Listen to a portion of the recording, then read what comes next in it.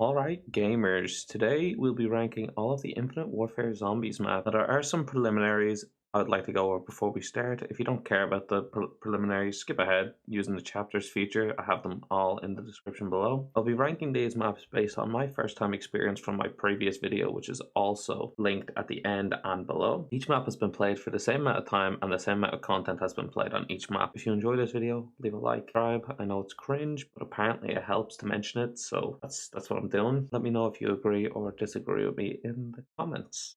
Let's get into it. Number 5 is The Beast from Beyond. This map fucking sucks. I hate it.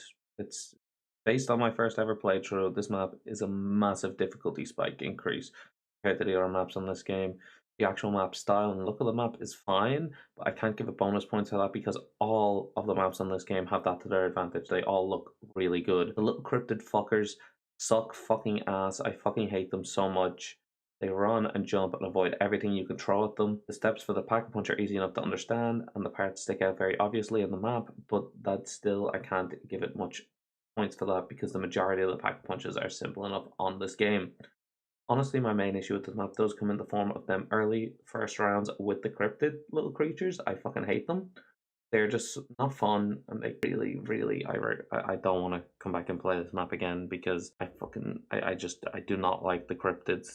Them first 5 rounds are just so unfun. I don't know, maybe I'm just bad, but you know, that's how I'm feeling. Number 4 is Attack of the Radioactive Thing. This map, in my opinion, suffers based on it being so big, but a lot of the map space in this huge map is just not used. I don't know, maybe it's using the Easter egg or not, but I didn't do the Easter egg, and it just I was walking around big empty spaces that had nothing to do in them, and half the map I feel like I didn't even visit half the map for more than like 2 seconds in the video. Like, for the first time playing the map, I felt like the map was massive and you just don't go to half of the places. This is also the first map that during the recording I actively had to go and look up a guide in order to get the pack-a-punch because I just didn't really, there was no real clues, I guess, on what you were meant to do, and it was kind of unlike any of the rest of the pack-a-punches on the game. The art style of this map is also just not very good. I feel like it's an intentional choice, but the fact that the color just seems to be drained from the map, it just makes it really unappealing to look at it. The rest of the maps look really good, but this one, just the lack of color really negatively impacts this map.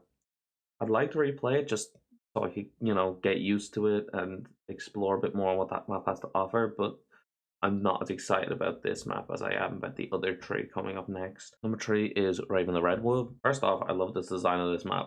I think it's probably the best part of the map, and I think it's probably the best looking and most interesting map in the game from like a design point, maybe not an aesthetic point, but just how it looks. It looks really nice. It's the Rave mode in particular is one of the coolest modes that I've ever seen in a zombies game. The colors just look amazing, and it really adds to the whole experience.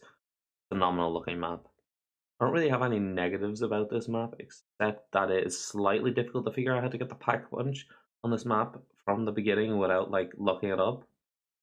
Like, I didn't realize there was like these projector discs or the boat kind of like, I caught that I had to do the boat. I just didn't know where the parts were, but that's kind of here nor there. I also found it really difficult to locate the power at the start because I'd taken a wrong turn. I went down to the boathouse instead of up towards the camps, which, I mean, this might just be because it was my first time, but if other people are also make that same wrong turn, it could take a while for them to realize. Like, it took me, I think, till round 10 to realize I'd obviously taken a wrong turn. I had to backtrack and then go up to the camps to turn on the power, so it's a bit iffy in that regard.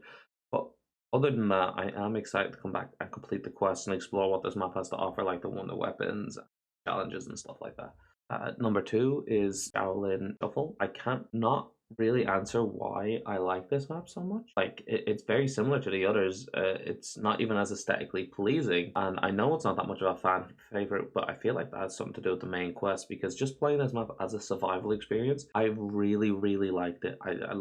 You can hear it in the video that I have linked. I don't know what it was about Shaolin. I really enjoyed playing through the map. I found the map layout easy to comprehend. I found the power really easy to find. I love the design of it. It was one of my favorite favorite experiences when it comes to Infinite Warfare Zombies. The only reason this map isn't number one overall is because I think the teaming of the next map is slightly stronger, and that does just make the difference to me. I feel like also it might have something to do with because I set up really easily on this map. It was one of the faster setups, and I kind of felt like I got a lot of stuff done in this map in comparison to the other maps.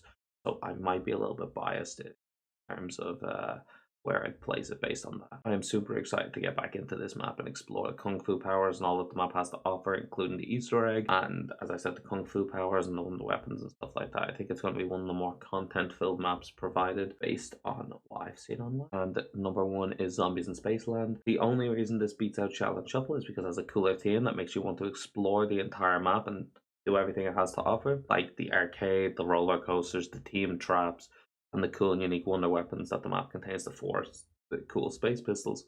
I've used each of them in the boss fight mode, but not in the actual map, so maybe that does make the difference. I'll have to go back and see. Pack-a-Punch is also the easiest to understand on the game, as it's something you will do just naturally every time you play the game. You're gonna probably use the teleporters. It's clear on what you have to do. You can see the lights light up. It's a really good Pack-a-Punch system. This is also the first map in the game in which I can say I enjoyed the special zombies, like the clowns and the boss zombie in like the mascot alien. I thought he was really cool and fun to fight. You shoot off his head and he takes it off, and then he doesn't use the laser anymore, but he runs at you. You can use him to break off the teeth and stuff like that. It's cool.